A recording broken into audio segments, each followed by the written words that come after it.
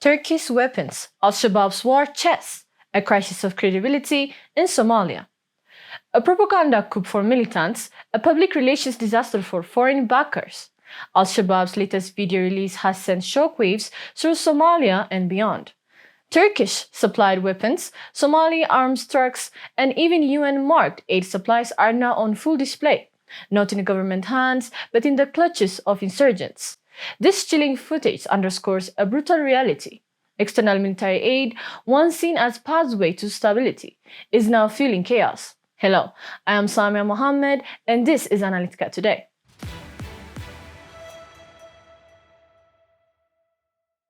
In a damning video released on June 5, 2025, the militant group Al-Shabaab showcased a cache of captured military equipment ranging from Turkish rifles and armored vehicles to Somali army gear and UN-marked food aid. The video, filmed following an attack on Somali military outpost in Lower Shabelle, has not only embarrassed the Somali government but raised serious questions about the efficacy and oversight of international military assistance to fragile states. The images are stark. Militants standing atop Turkish-supplied KP armored vehicles, flaunting MPT-76 rifles, and unpacking humanitarian aid clearly marked with UN logos. For Al-Shabaab, this is more than a battlefield win. It's a narrative triumph. In a single stroke, they portrayed Somalia's government as incompetent. Its allies are careless, and themselves are both powerful and resourceful. The footage has since gone viral on jihadist forums, serving as a potent recruitment tool and morale booster for the group's fighters. Turkey has been one of Somalia's most prominent military partners, establishing a major base in Mogadishu and training thousands of Somali troops. The United States, Qatar, and the EU have also poured in resources aimed at professionalizing the Somali National Army. Yet, repeated battlefield setbacks and rampant corruptions have eroded these efforts. Critics argue that the lack of accountability and transparency is how aid is distributed and monitored has allowed weapons and resources to fall into enemy hands, either through battlefield capture, defection, or outright theft. This isn't the first time militants have showcased captured gear. In fact, similar incidents have been documented in 2018, 2020, and as recently as February 2025. In that instance, the US House Oversight Committee warned that American-made weapons could be ending up in jihadist arsenals due to poor tracking mechanisms. The problem persists and appears to be worsening. What's new now is the scale and specificity of the Turkish equipment displayed and the UN inclusion of UN aid, which raises alarm for far beyond military circles. Ankara's growing footprint in Somalia was intended to be a showcase of soft and hard power projection into Africa. From building roads and hospitals to training elite commandos, Turkey has sought to establish itself as a trusted ally and development partner.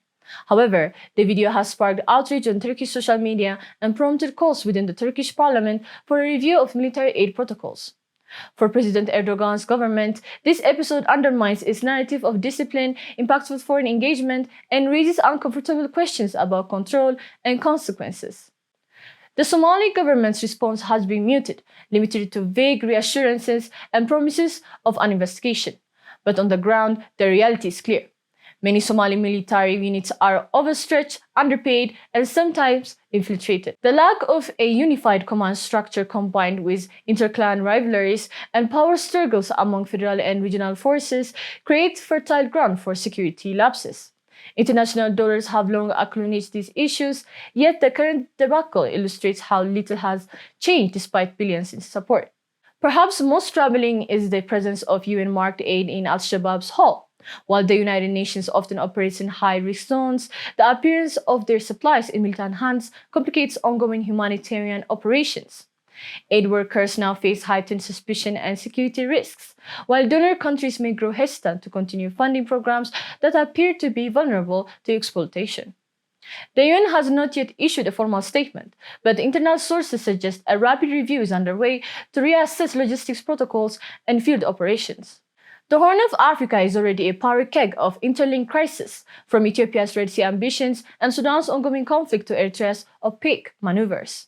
The growing strength of Al-Shabaab, now emboldened by both battlefield gains and a propaganda windfall, adds another layer of instability. Kenya, which shares a porous border with Somalia, has already heightened its alert level. Kenya, which shares a porous border with Somalia, has already heightened its alert level. Djibouti and Ethiopia are watching closely.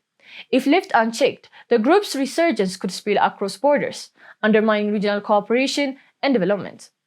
The display of Turkish weapons and UN aid in Al-Shabaab's latest video is more than a tactical embarrassment, a strategic wake-up call. For Somalia, it underscores a deep need for reform in its security institutions. For foreign donors, it highlights the risk of unchecked support without robust oversight. And for the border Horn of Africa, it signals that militant threats remain potent, adaptive, and politically disruptive. If Somalia and its allies are serious about turning the tide, they must go beyond training and hardware.